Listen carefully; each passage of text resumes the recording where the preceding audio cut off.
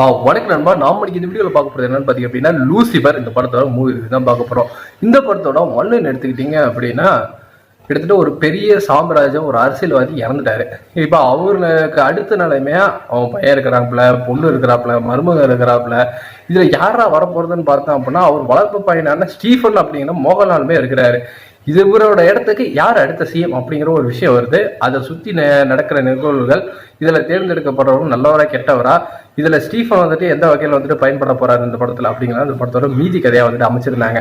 படத்தில் மோகன்லாலோட அத்தனை போர்ஷனுமே செம்ம மாசா இருந்தது. அவர் நடந்து வர்றது கூட அவ்வளோ மாசம் வந்துட்டு எடுத்திருந்தாங்க. முக்கியமாக இந்த படத்தோட தமிழ் டப்பிங் அற்புதமாக இருந்தது. படத்தை டைரக்ட் பண்ணது பிருத்திவிராஜ் தான்.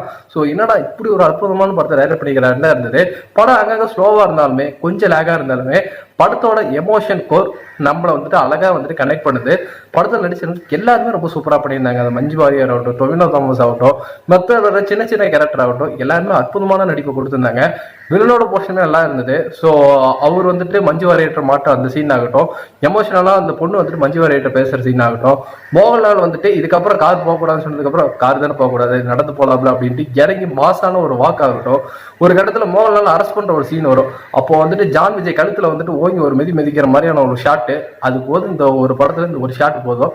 அவ்வளோ சூப்பராக வந்துட்டு பிருத்திவிராஜ் வந்துட்டு செதுக்கி இருந்தாலும் மோகனுக்கான ஒரு படமாவே இருந்தது. முக்கியமாக மாஸ் பில்டப் எல்லாமே அளவா இருந்தது, நீட்டா இருந்தது. வேட்டி சடையில் பார்க்கவும் மோகன்லால் செம மாசா இருந்தாரு. மாஸ்காவே கண்டிப்பா தாராளமா இந்த லூசிஃபர் வந்துட்டு நீங்க எல்லாரும் பார்த்துருப்பீங்க. இந்த ரிவ்யூ இப்போ அப்லோட் பண்றேன்னா, ஏன்னா 80 நாள் லூசிஃபர் பார்ட் 2 வந்துட்டு இப்போ ரிலீஸ் ஆயிருக்கு. ஸோ அதுக்கு முன்னாடி ஒரு ரீபேட்ச் போட்டுரும் அப்படின்னு இந்த படத்தை போட்டிருந்தேன். இப்போவுமே எனக்கு இந்த படம் வந்துட்டு ஒரு பெஸ்ட் வாட்சாக தான் இருந்தது. நீங்க இதை கூட பார்த்துருந்தீங்கன்னா உங்களுக்கு எப்படி போச்சு அப்படிங்கிற நம்மளோட கமெண்ட் செக்ஷன்ல தட்டி விட்டுருக்கேன். இதுக்கப்புறம் பார்ட் 2 வீடியோ, அதாவது அந்த பார்ட் 2 மூவிக்கான ரிவ்யூ வீடியோ நம்மளோட ஷார்ட்ஸ் இந்த மேலே ஒரு லிங்க்ல கொடுத்துருக்கேன், கிளிக் பண்ணி பாருங்க. நன்றி.